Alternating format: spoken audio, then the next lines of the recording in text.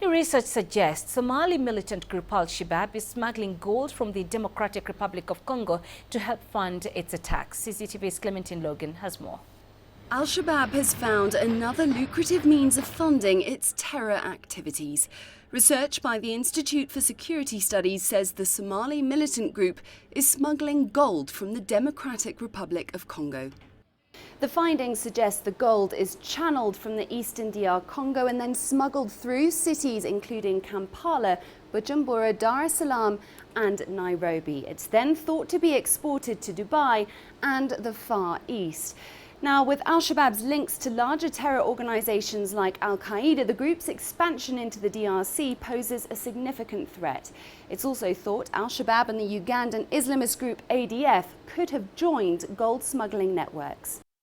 The finance from this will help ensure Al-Shabaab remains resourced despite efforts by the African Union mission in Somalia and the United Nations to cut off its funding. The group makes money from taxes on businesses and NGOs, contributions from the Somali diaspora and extortion. It's also been linked to Somali pirate groups operating in the Gulf of Aden and the Indian Ocean. Militants once had control of the vital port city of Kismayo, where they profited from millions of dollars worth of charcoal and cat exports to the Gulf states.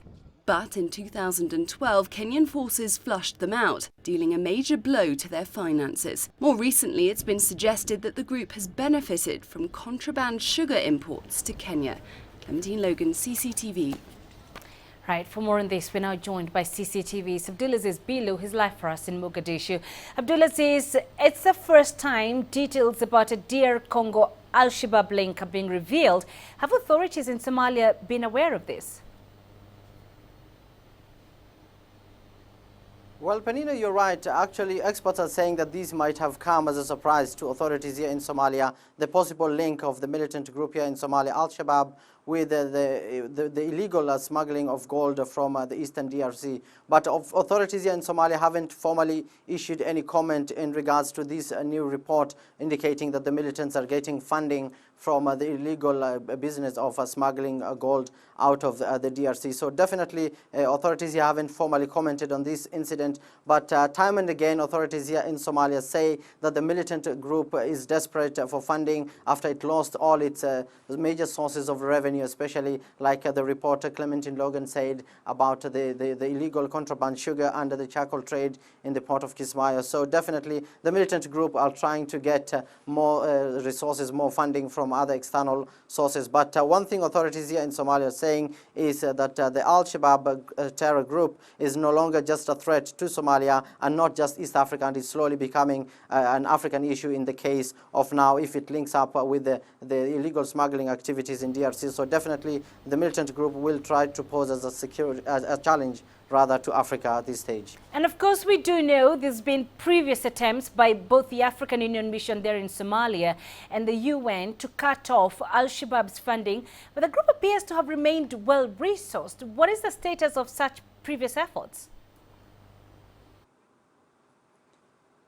Well, Penina, you're right. The Al-Shabaab group remains a very lethal threat here in Somalia. It has attacked several African Union bases. It has also attacked Somali government positions and also government ministries here in Somalia. So definitely it remains a lethal threat here for Somalia and its African Union partners and also the United Nations. But what authorities here in Somalia are saying, as well as AMISOM, is that they've cut off the funding sources for Al-Shabaab. Technically, what they're saying is that they're in charge of all major towns here in Somalia, especially the port towns like Marka and Barawe and Kismayo. Now, these are the three ports that the Al-Shabaab used to benefit a lot in terms of illegal trade activities, especially the trade of charcoal and the illegal trade of sugar. So those are the two things that the Al-Shabaab were benefiting a lot from. And also one thing to note is that the Al-Shabaab experts here are saying that they are still benefiting from this illegal trade in this part of the country, and that they're using middlemen to get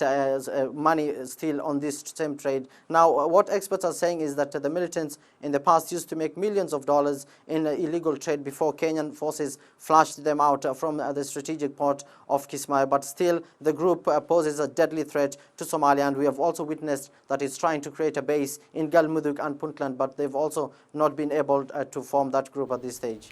Now, last year, Abdulaziz, we saw Kenya and Britain shut down Somali money transfer firms, that's including Dahab Shield, and there wasn't an effort to cut off funding for Al-Shabaab.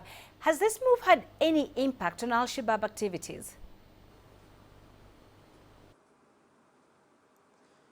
Well, Penina, you're right. The issue of terror funding has also become a major cause of concern for the international community and also for authorities here in Somalia. Now, most recently, the federal parliament and the president signed the anti-money laundering bill. So definitely, this was a boost that the Somali government was indeed keen on fighting the terror financing, and it was trying to cut down on companies or individuals found to be in connection with the Al-Shabaab or funding the Al-Shabaab. This move was also welcomed by some senior U.S. officials who said that authorities in Somalia were actually showing that they were keen on cutting down on terror financing. So basically, one thing to note is that the UK and the Kenyan government, they banned hawalas at a certain period, but the hawalas finally came back to life and the business activities continued.